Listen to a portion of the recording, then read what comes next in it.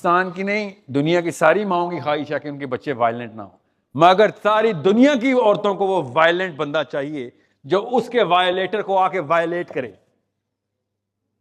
ना ना ना, सोचे जरा, मुझे वो वाले बंदों को वायलेट करना है, वो प्यार से मानने वाले जिसने मेरे बच्चों के साथ ये किया है। मर्दों को ताकत में लेके आना है बेटा, हथियार मोमिन का जेवर है, ये हदीस है, ये बादशाह खान को भी समझाना था।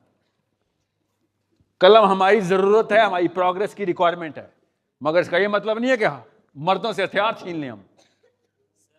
तो और समझें, फिर मैं आपको बता दूं, ये एक पूरी सोची समझी साजिश है। इवन अमेरिका ने इस चाल में नहीं आया, उधर भी रेड स्टेट्स ने कहा है तू निकाल के दिखा हमारे घरों से पिस्तौलें। आज तक कोई एक प्रेसिडेंट उनके घरों से वेपन नहीं निकाल सका। ठीक है, हमने लेकिन जंजीरें बांधनी थी। आपके केपीके की बंदूकों की वजह से आज तक कोई टेढ़ी आंख नहीं रख सकी हुकूमत आपके ऊपर। नो नो नो नो, सुन लें, अब बात पूरी होगी ना, क्योंकि एक वीडियो पे आ रही है, गौर से समझें। बंदूक कुछ नहीं होती बेटा, ये जो दिमाग होता है ना, जो हाथ की बंदूक, उसकी असल में स्ट्रेंथ होती है किधर चलानी है किधर नहीं।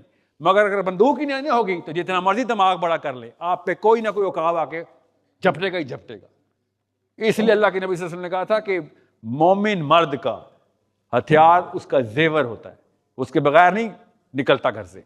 मैं क्यों आपको बता रहा हूं, ये प्रॉपर पॉलिटिकल कैंपेन दुनिया पूरी में चल रही है, सिर्फ पाकिस्तान में नहीं कि आदमियों से हथियार छीन लो, ताकि चूंटी की औकात रह जाए इनकी कि कुछ भी ना कर सकें। ये टेरर में आ रहे हैं हमारे, उसी को सोटी कहते हैं।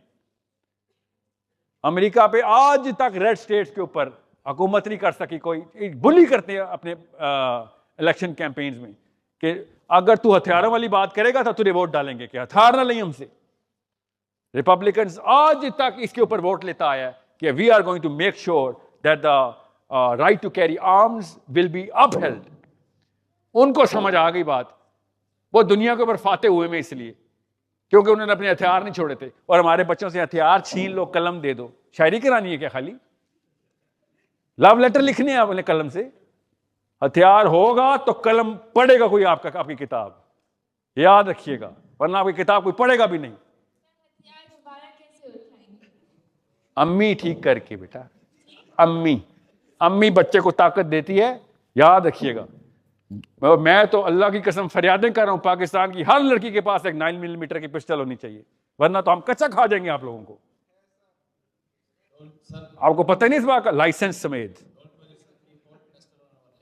आई होप केपीके की हर लड़की के पास पिस्तौल हो, आई होप सो बेटा। अभी मैं बता दूं, मुसलमान भाई का मशवरा आपको दे रहा हूं, ये जरूरत बन चुकी है, हर लड़की के पास एक पिस्तौल होनी जरूरी है। लाइसेंस और ट्रेनिंग आपकी होनी जरूरी है।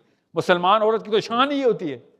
आप अभी तक सोने चांदी में फंसे हुए, बच्चे हमारे वहां पे जबा हो रहे हैं इधर। अपने वक्त को पहचाने, हम अमन के दौर में नहीं रह रहे हैं। हमारी गैरत क्यों नहीं ट्रिगर कर रही? फिर कहते हैं मैं मैनिपुलेट कर रहा हूं। गैरत को आवाज देना मैनिपुलेट करना होता है। अपने बच्चों को बंदूक कलम दें, जरूर दें। इसके अलावा तो मुसलमान की मतलब अगला कदम भी नहीं उठाता मुसलमान बगैर इल्म के। इल्म के बगैर आपकी कोई औकात नहीं। मगर जितना मर्जी इल्म ले आए, राज उसी का जिसके पास डंडा है। वो आपने कैसे लेके आना है, वो लॉबी और आपस की ताकत में इकट्ठे होके आती है। अकेले बंदे को जितनी मर्जी हथियार पकड़ा दें, कुछ औकात नहीं उसकी। You have to be global, you have to be everywhere and you have to be in power. और मैं सिर्फ हथियार की बात नहीं कर रहा हूं, माल और जर भी मुसलमानों के पास होना जरूरी है।